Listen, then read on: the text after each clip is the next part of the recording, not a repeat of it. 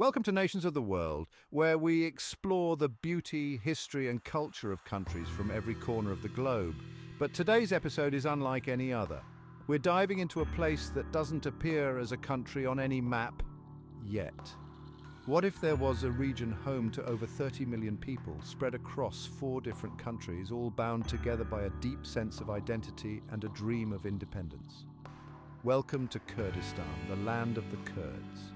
Kurdistan is an extensive region that encompasses portions of Turkey, Iraq, Iran, and Syria. With an estimated Kurdish population of around 30 to 45 million, making them one of the largest ethnic groups in the world without an independent state. Approximately 20 to 25 million reside in Turkey, 8 to 12 million in Iran, 5 to 8 million in Iraq, and 2 to 3 million in Syria, highlighting their presence across these various nations. The Kurds speak their own language, practice their own traditions, and share a history of struggle. Did you know that the Kurds have lived in this region for over 4,000 years? Despite being divided by modern borders, they continue to fight for the recognition of Kurdistan. Could this region one day achieve statehood? Let us know what you think in the comments. Although Kurdistan isn't an official country, it has powerful national symbols. The Kurdish flag, called the Allah Rengin, is a striking image of resilience. Red represents the bloodshed for freedom, green stands for the fertile land, white signifies peace, and the golden sun in the middle. Its 21 rays symbolizing light and hope. The name Kurdistan means land of the Kurds, a term that's been in use since ancient times.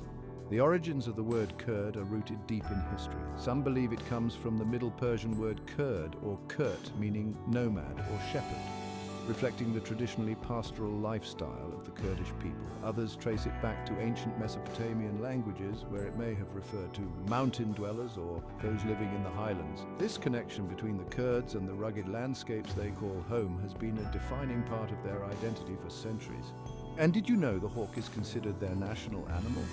The history of Kurdistan is a complex tapestry woven from centuries of resilience, struggle, and hope. To understand the modern Kurdish identity, we must travel back thousands of years, long before borders were drawn, when the Kurds first called these mountains and valleys their home. The Kurds are believed to be descendants of the ancient Medes, an Indo-European people who lived in the Zagros Mountains over 4,000 years ago. The Medes played a vital role in shaping early civilizations in this region. Some even say that the Kurds, with their long history and unique culture, are the true heirs of that ancient empire. But the modern history of Kurdistan really begins in the early 20th century, following the fall of the Ottoman Empire. After World War I, the victorious Allied powers promised a homeland for the Kurds in the Treaty of Sèvres. It was a moment of hope. For the first time, Kurdistan's independence seemed within reach. But just 3 years later, those hopes were dashed due to Turkish resistance under Mustafa Kemal Atatürk, who rejected the Sèvres terms and the shifting priorities of Western powers, who sought regional stability and favored a unified Turkey over the complex and potentially destabilizing creation of a Kurdish state. In 1923, the Treaty of Lausanne was signed, effectively splitting Kurdistan between 4 countries: Turkey, Iraq, Iran, and Syria. The dream of a Kurdish state was forgotten by the world powers, though never by the Kurds themselves. From that moment on, Kurdistan's story became one of constant struggle for autonomy and recognition, often marked by fierce resistance against oppression. In Turkey, Kurdish identity was denied for decades. Kurds were not allowed to speak their language or practice their culture openly. Even the word Kurd was forbidden. Thousands of Kurds rose in rebellion, notably the 1925 Sheikh Said rebellion, but the Turkish state responded with brutal crackdowns. Over the next century, the Kurdish issue in Turkey would evolve, leading to the rise of the Kurdistan Workers' Party, or PKK, led by Abdullah Öcalan. But the PKK's insurgency, beginning in the 1980s, wasn't without controversy. While Öcalan became a symbol of Kurdish resistance, the movement has also been marred by violence and remains a highly debated topic today. What do you think? Do you view Öcalan as a hero of the Kurdish cause or a divisive figure? Meanwhile, in Iraq, another chapter in Kurdish history was being written. The Kurds in Iraq faced their own challenges, and at the heart of the Kurdish resistance was a name that resonates throughout Kurdish history: Mustafa Barzani. Barzani was a military and political leader who led the Kurdish national movement in Iraq.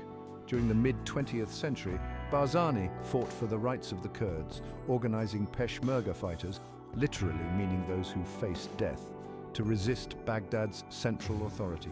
The struggle was long and bloody, but Barzani became a symbol of Kurdish defiance and the quest for autonomy. His legacy lives on today through his family, including his son, Masoud Barzani, who became the president of the autonomous Kurdistan region in Iraq. In the late 1940s in Iran, a significant event occurred in the quest for Kurdish autonomy, the establishment of the Republic of Mahabad. This short-lived republic was the first modern Kurdish state and was led by Qazi Muhammad.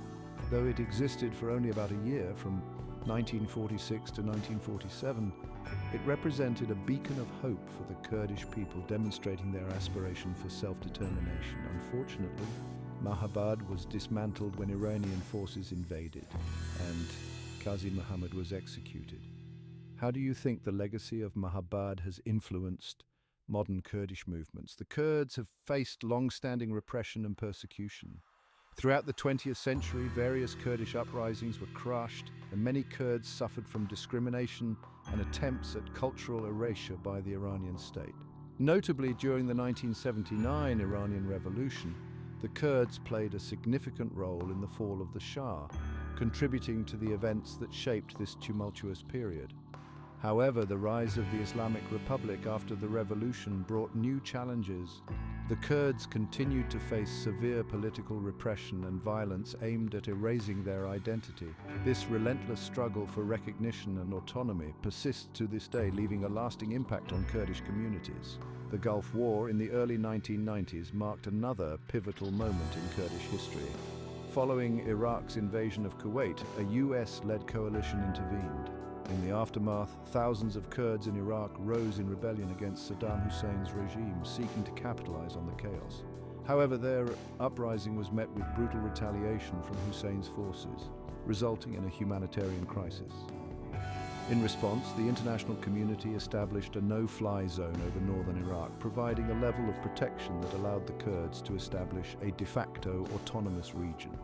This was a significant turning point, as it laid the groundwork for the Kurdistan Regional Government, which now oversees the Kurdish Autonomous Region in Iraq. In Syria, the Kurds endured harsh suppression under the oppressive Assad regime, facing systemic discrimination and cultural erasure. However, the onset of the Syrian civil war marked a pivotal turning point for the Kurdish people. The YPG, People's Protection Units, emerged as key players, courageously battling against the brutal forces of ISIS.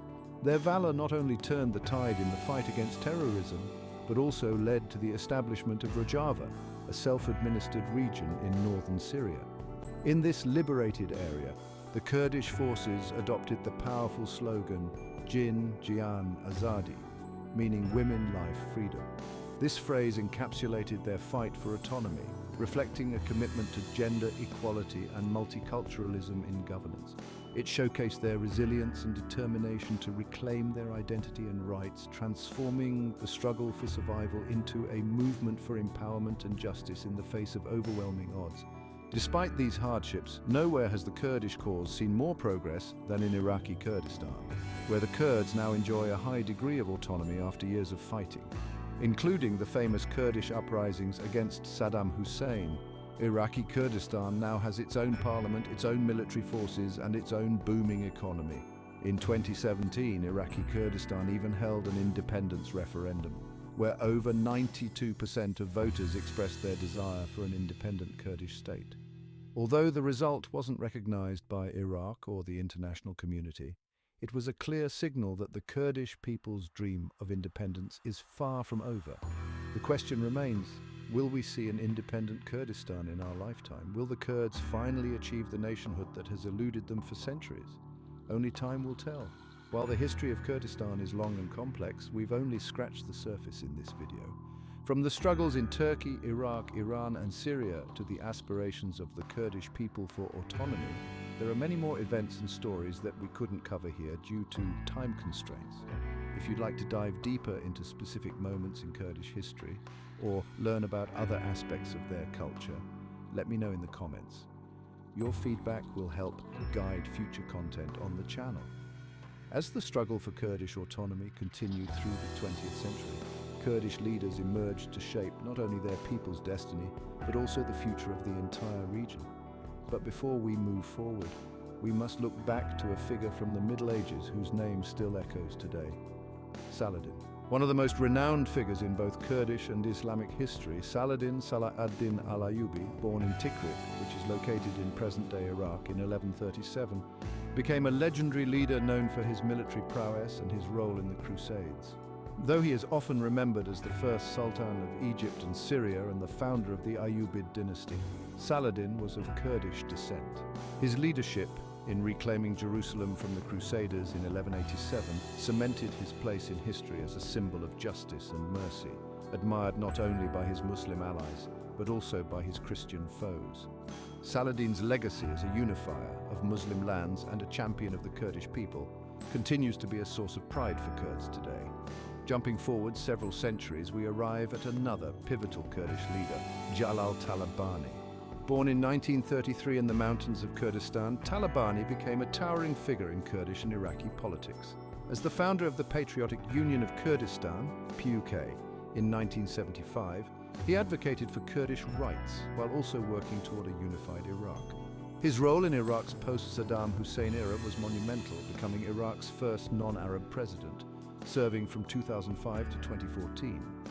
Talabani was unique in balancing his identity as a proud Kurd with his role in Iraq's central government. He played a key role in negotiating Iraq's new constitution and pushed for the rights of Iraq's ethnic minorities, including the Kurds, who had long sought recognition and autonomy. Talabani's legacy, like Saladin's, is one of diplomacy, resilience, and leadership. His death in 2017 marked the end of an era for many Kurds and Iraqis alike, but his contributions to the Kurdish cause and to Iraq's stability remain significant. With figures like Saladin and Jalal Talabani shaping both the ancient and modern history of Kurdistan, the Kurdish struggle for autonomy is a tale woven with both victories and setbacks. And while Talabani was focused on diplomacy, other Kurdish leaders and movements have often chosen different paths to fight for their people's future. So, what does the future hold? Could we see a united Kurdistan, or will the dream remain a distant aspiration? Only time will tell. Kurdistan is home to some of the most significant landmarks in the Middle East, each holding immense historical, cultural, and natural value. At the heart of Iraqi Kurdistan stands the Erbil Citadel, one of the oldest continuously inhabited settlements in the world. This UNESCO World Heritage Site, with its 6,000-year-old history, symbolizes the strength and resilience of the Kurdish people. Perched atop a hill, the citadel offers a glimpse into ancient life while overlooking the modern city of Erbil. In Turkey, the majestic Mount Ararat rises tall, a mountain sacred to the Kurds and home to many legends, including the biblical story of Noah's Ark. This dormant volcano holds a prominent place in Kurdish culture and identity. The breathtaking Hasankeyf, an ancient city located on the banks of the Tigris River in southeastern Turkey, is another key site. Dotted with caves and archaeological remains, Hasankeyf has been inhabited for over 10,000 years, though much of it is now submerged due to the construction of a dam. Its cultural and historical significance, however, remains a symbol of Kurdish heritage.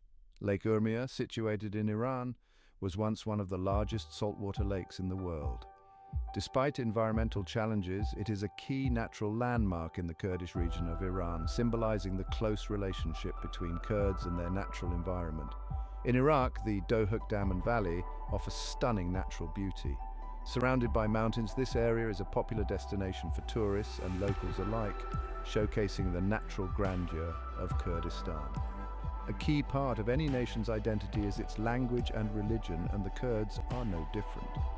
While there are several dialects spoken across Kurdistan, the two main Kurdish dialects are Kurmanji and Sorani. Kurmanji is spoken in northern regions like Turkey and Syria, while Sorani is common in Iraq and Iran. Despite these differences, the Kurdish language remains a unifying force. Religion, too, plays a vital role. Most Kurds are Sunni Muslims, but there are also significant communities of Shia Muslims, Yazidis, Christians, and Zoroastrians. The Yazidi faith in particular is ancient and unique to the Kurdish people. The Yazidis believe in the worship of one god and revere an angel known as Melek Taus, or the peacock angel. Like many cultures, the Kurds have folklore that reflects their fight for freedom. One of the most famous legends is that of Kawa the Blacksmith. According to the tale, a tyrant king terrorized the land, forcing the people to offer up their children to feed a monstrous serpent. But Kawa, a humble blacksmith, refused to sacrifice his son. Instead, he led a rebellion, defeating the king and the serpent, liberating the people. This legend is commemorated every year during the Kurdish New Year, called New Roz. The fires lit during this festival symbolize the victory of light over darkness, a powerful message for a people who continue to strive for independence. Now here's a question for you. Do you think Kurdistan could one day become a recognized nation? With its own language, flag and government in Iraqi Kurdistan, the potential is there, but the geopolitical challenges remain immense. Before we explore the future of Kurdistan, don't forget to like this video, subscribe to the channel, and let us know which other countries or regions you'd like to see covered next in the Nations of the World series. Could Kurdistan be next on the map? Share your thoughts below. Kurdistan's future is uncertain, but there are promising signs. Iraqi Kurdistan enjoys a high degree of autonomy, with its own parliament and military force, the Peshmerga. The region's rich oil reserves give it economic leverage, and international recognition could be a possibility in the future. However, achieving full independence would require overcoming opposition from Turkey, Iran, Syria, and Iraq, all of whom have strategic interests in maintaining control over Kurdish regions. The Kurds have proven they are a resilient people, and while the road ahead is difficult, the possibility of a Kurdish nation remains. What do you think? Could we see Kurdistan officially recognized in the future, or will the dream of independence remain just that, a dream? Let us know in the comments. Thank you for joining us on this special journey through Kurdistan. If you enjoyed this episode, be sure to hit the like button, subscribe to the channel, and share your thoughts in the comments below. Don't forget to tell us which nation or region you want to see featured next in Nations of the World. Together we explore the stories that shape our world.